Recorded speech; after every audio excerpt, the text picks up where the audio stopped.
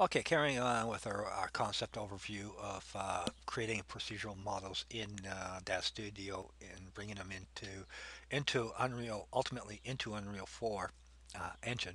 We're going to carry on by creating a source chain between Daz Studio and 3ds Max for further post processing as to what we need based on what we harvested from DS.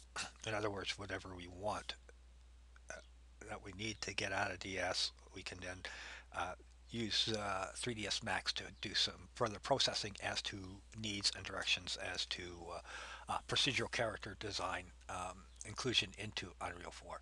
A lot of words that really doesn't amount to much to anything, but let's do a quick overview of what I wanted to harvest. Was more or less just the shapes and forms that I wanted to create unique characters based off the single chassis frame. The one thing that you can do is export the character with a full rigging setup and what have you, and then wire things up that would work and be functional in UE4 directly out of the box. Except for, as I mentioned, that at the moment DS really needs an update as to their FBX versioning, which is kind of problematic in itself. But since we are bringing in our chain, our pathway is going to our next step as part of the overview is to bring it into 3ds Max. Of course, being an Autodesk product, it already has all the updates necessary to push data out of this app and into Unreal 4. But one of the things that I wasn't too keen on is their overall rigging setup had some unusual, let's say, settings. Once that was imported directly in, and where the transfer nodes were somewhat out of alignment.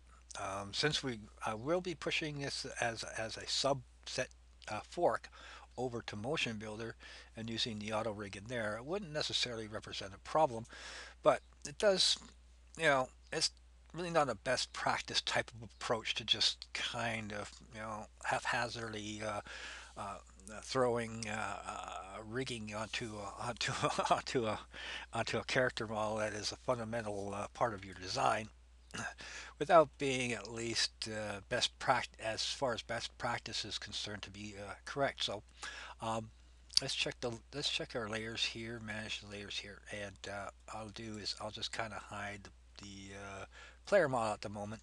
And what I did was I established a new rig using the rotation points as a guide of exactly where I wanted it to be. The one thing that the DS rig doesn't have is these roll bones features here. Like I got a forearm roll and an upper arm and a left arm roll that will allow for the character to go from the palms down position to the palms up, which I believe I discussed in DS about something that would be rather problematic based on this kind of posing here. So by including this bone as part of my structure, it allows for rotations and so forth from that position. Now, carrying on, uh, I basically just brought the character in if we turn everything off and bound it to the rig in its bind post position. In other words, when I add the mesh or the rigging to it, um, I did it. I did the rigging based on its pose rather than trying to conform any other type of rigging system like a biped or what have you.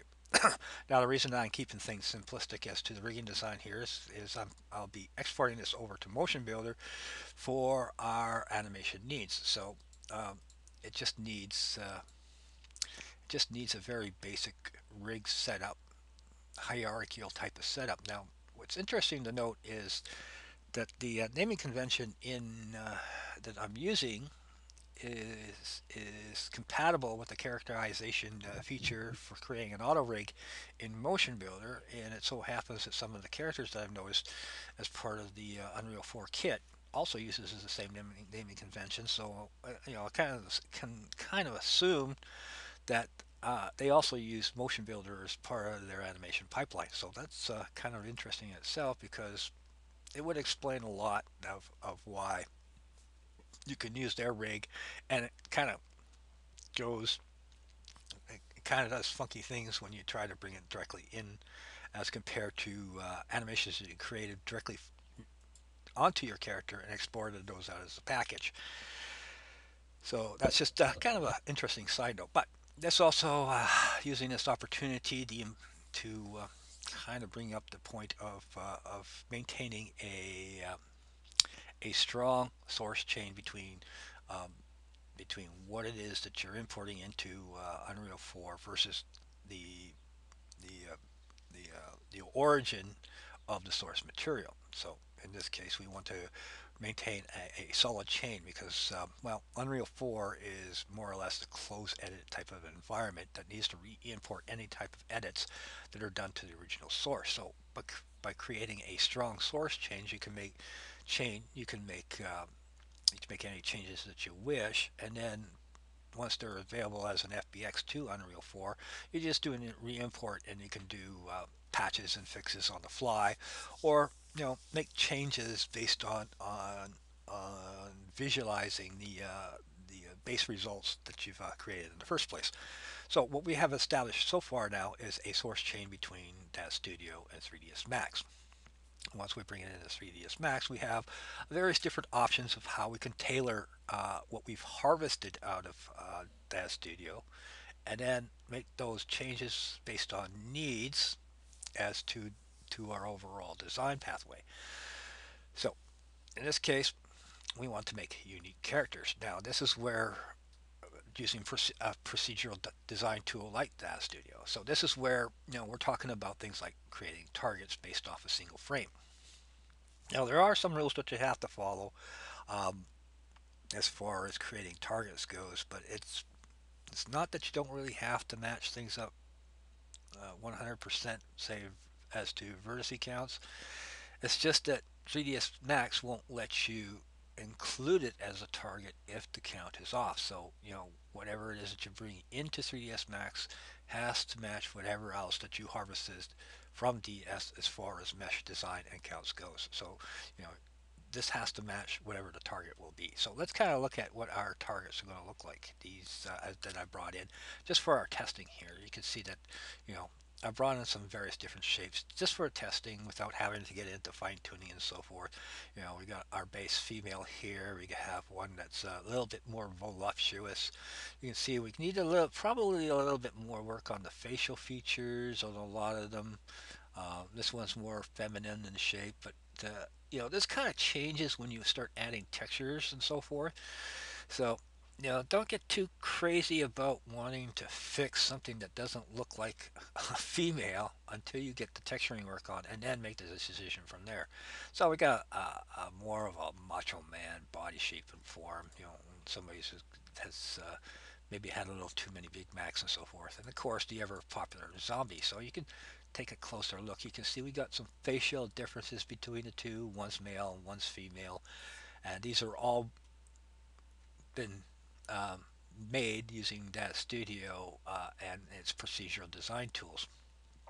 And to be honest, I didn't spend too much time, um, you know, actually fine tuning the shape and form because well, you can always do that kind of thing in 3ds Max by selecting a surface here, and let's say if we want to do a soft selection, and there goes a car, and you can then create and re-inject that as a new target. You know, so you can spend forever ever fine tuning what have you. So that moving forward here, uh, where we're going to inject those into is into a morph modifier, which we're going to place under the skin modifier, so that the translation between the bottom to top process of the stack will run through the morpher, which then reattaches and rebinds the character to the model. So as you can see, that's just a simple matter of well, I got them all loaded up, but in this case, it would be a simple matter just to pick an object in the scene and then add that to to our to our morpher modifier. Something to be aware of. I just did a mistake I just made was I added in the target as a progressive morph onto a morph that already has a channel selected to it. So make sure you select a blank channel first before you add any of these targets. Now I won't go into too much details of how to do this because, well, that's a little bit too much of a sidetrack. But the end result is when you change the dial on the modifier, you can actually see the progression from the base female into the bodybuilder female as a progressive morph. As we change the value from 0 to 100, it also changes the body shape as a morph target based off of one of these many targets. So that's another cool feature is you can blend between as a percentage between various different targets. You create even more different and unique shapes like we just did in Daz Studio. Okay, so we'll reset those to 0, 0, 0. Okay, so once again, just to kind of back up a bit, we have now established a direct link between Daz Studio and what we can harvest out of Daz Studio once we bring it into an environment like 3ds Max. Now, what are the other options that we can, directions that we can go with? Well, for one thing, to kind of, you know, take a bit of a sidetrack as far as establishing a toolchain here, you can see I've placed some keyframes onto our character here so that we can conform it to the T-pose necessary to bring it into um, an application like Motion Builder. Now, to show that link and connectivity between 3ds Max and Motion Builder using the FBX export, we're going to use what's called the send to feature. So if we go send to as part of the selection and we send that as a new scene, we're going to roll the dice here to see if it actually does work the way it's supposed to. FBX will take that data and information and toss it over to Motion Builder. So ta-da, here we are inside a Motion Builder with a rigging template that actually matches up with the characterization as far as taking and dragging on a character rig, characterize it biped, and we set this as a character, and we're going to set up a control rig and put on an FKIK attachment to it. Now we have a full FKIK HIK compatible rig as far as uh, controlling for the purpose of an animation. So, for example, just as we did in Daz Studio, that the chain is full body, and meaning that the weighting is correct throughout the entire character model. And then once we've had this character definition assigned to it, we can do something like, for example, insert character animation track. I'm going to set my character here. Go to some of the generic motions that I have, and I can throw on a grenade crouch. And then when we play this back, you can see how quickly we've established a connection between our player model and the animation keyframes that are available as motion capture setups. Now, I'm not going to go too much into the features, and just what I'm trying to do is just present the idea of an asset chain that can move from easily from one application into the other using the FBX format, which is probably more key than anything else here. Is an understanding of what FBX is and what it does. It's actually not really what we would consider as a format, as you would consider it to be a mean to digitally created content can move out easily and from through one application and into the other. And then use the power of one application to kind of enhance everything. So at this stage, really we've created a fork off of our source chain that will allow us to create FBX animations using the same um, character rig ultimately that we can then export using the file, save character animation, and then save one take, embed media. We'll need that because it contains animation, and then we can do, say, for example, use take by name, and then now we'll give it a name, call it test, save, and then we're presented with whatever list that we have, and then when we hit save, each of these takes are exported one at a time as individual files. So we got crouch backwards, crouch left, crouch right, blah blah blah blah, all based on takes within a single file of 9 or 10 different takes within that set. So you can quite easily use this kind of forking off into a different direction based on whatever procedural character model that we created, and you know this would be the animation would be correct and true to any kind of character that we added on afterwards. If we wanted to, we can then send this back to 3ds Max to update the current scene. Now, if something like a UE4 had a send to feature that directly ties it into these types of applications, then you would never see the UI of the FBX exporter ever again. So that's just something to kind of feed out there as kind of a seed. Okay, don't save. Okay, we're back to 3ds Max again. Now forking off into forking off now into Unreal 4. Once we've done any kind of edits that we want, say for example, we can take the entire textures that we were talking about beforehand, where there's like I don't know 36 different material IDs. We can easily say, for example, create our own texture atlas of that combines all of the textures into a single image by just using once again the power tools that are available in 3ds Max. So for example, an unwrap UVW, we say okay, let's kind of uh, move, or no, it doesn't really matter. We'll abandon everything, put everything onto channel mapping 2, open the editor, you get this, here's all your IDs. Here, well, I actually did fine tune it already down to a minimum amount, but you would see in the all IDs here is like 37 different types of materials, and if we wanted to put these all onto a single texture atlas, we can just go tools, for example, and repack our UVWs, whatever setting that we want. Boom, boom, boom. Give it a couple of seconds, and it relays out our mapping onto a single texture plane. Not the most ideal layout, but you would certainly use UV channel 2 to kind of, I don't know, kind of lay it out the way you wanted to.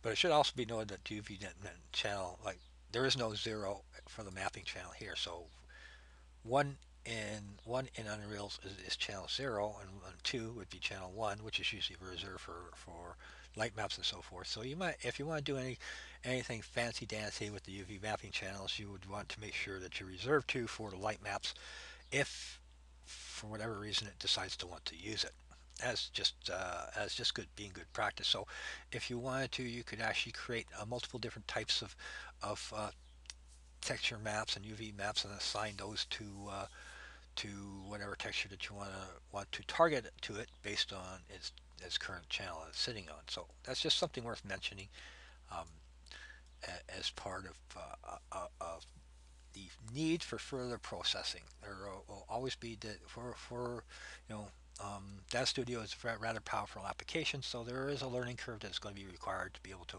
harvest exactly what you want out of it and then post-process it to what is needed. So that just kind of illustrates what you can do at that end of things. So now we need to decide at this juncture what direction that we want to go with based on some of the key features that are present in Unreal 4.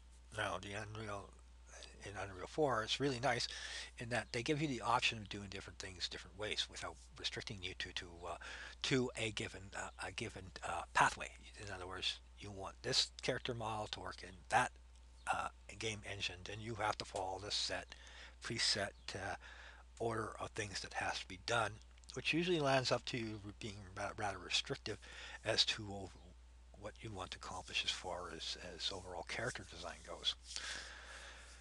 So we have a couple options based on well, what is basically fundamentally correct with UE4 as far as skeletal model goes is that you can bring in a character model, assign it its own rig as the skeletal rig, and then bring in additional characters as to that binds itself to that rig without having to bring in any additional uh, rigs that are applied to it. Now, that sounds a little bit muddled, but basically what it means is it takes whatever it is at that point that is assigned to that rig and puts it all into a single resource pathway.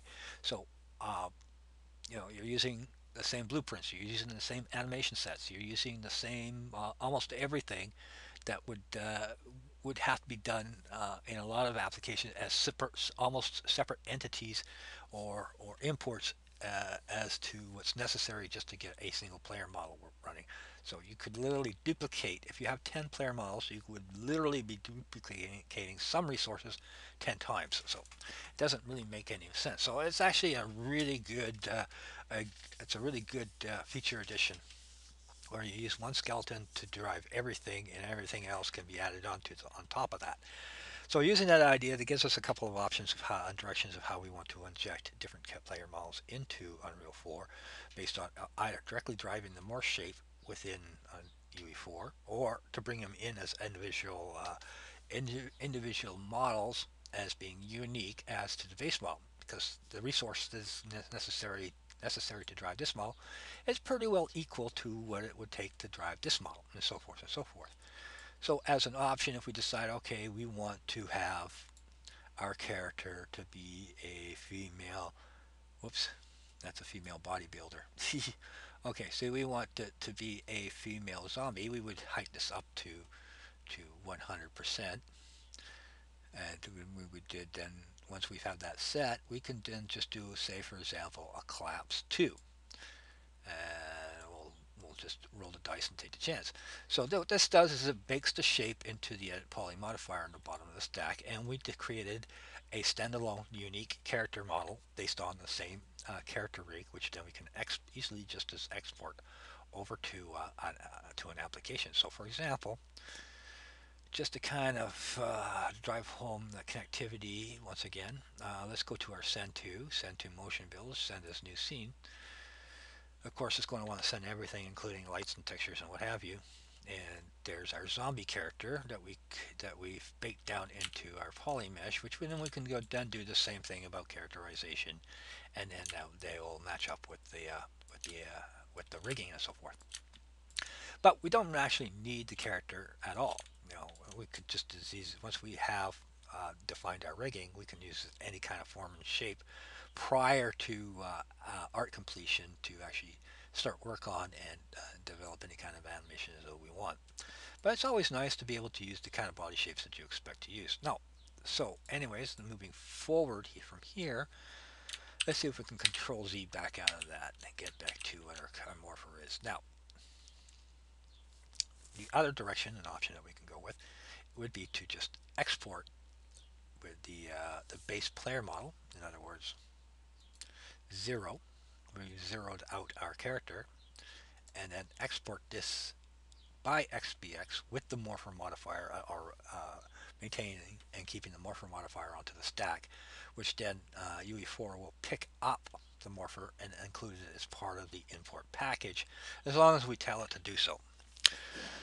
So I think we've more or less covered a lot of the basic overviews and things that we can do with this. I don't know if I mentioned, I probably didn't mention this, is that when I redid the character rigging, which was just snapping bones to whatever was there and make sure that their orientation and rotation was correct, was to harvest the skinning data. Okay, let's hide this. We'll do it through the layer control here. So we'll hide the mesh here, and I just basically snapped the bones to whatever that was imported into the rigging setup, brought in from the Genesis model, and then snapped a new rig to it.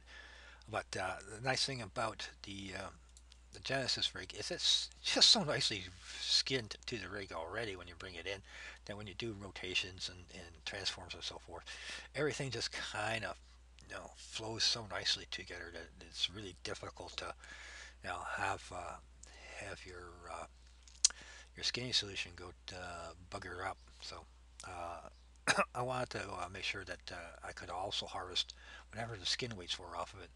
So using a feature in 3ds Max, for example, once again as part of the post processing idea, um, I extracted the skinning data using the skin utilities found under the utility tabs, which will then pull the skin weight data off of it and bake it into the mesh. So when you make your new rig, you can then re-import the skinning solution back onto your rig using the name using a matchup of the naming convention. So, for example, the forearm might be called something different, like F arm or whatever. So you'd have to kind of go through the whatever list it generates. Let's see if we can unhide all. Nope. Cancel. Hold on. I want to bring in the player mesh. So, say for example, if I selected these two objects, am I selecting two objects? And I go import skin data. You can see that this is my current character rig that I have and skinning solution that I've established as part of the bind posting. And on to the other side here is the information and data that has been saved out as part of the skin data mesh. Now, normally this would be totally different from one and to the other, but I guess in this case we could do kind of like a match by name, which then would import whatever has been that has been skinning solution and data that's been baked into the mesh back onto the new one. So if we hit OK, um, we're back to where we were when we originally imported the model in. So I think that kind of covers an overview between bringing a procedural character into 3ds Max from Daz Studio and how we can kind of fork off onto another application like a motion builder for animation needs, and at the same time maintaining a source chain between the various different applications that we're using, and conceptually how can we break that chain, as well as to options between exporting a baked shape versus the idea that we can just simply export using the morpher data already connected to it. And then once we get to, so I think that more or less covers it, and we're going to go on to step 3 of the overview of seeing how this sort of all comes together once we get over into Unreal Engine 4.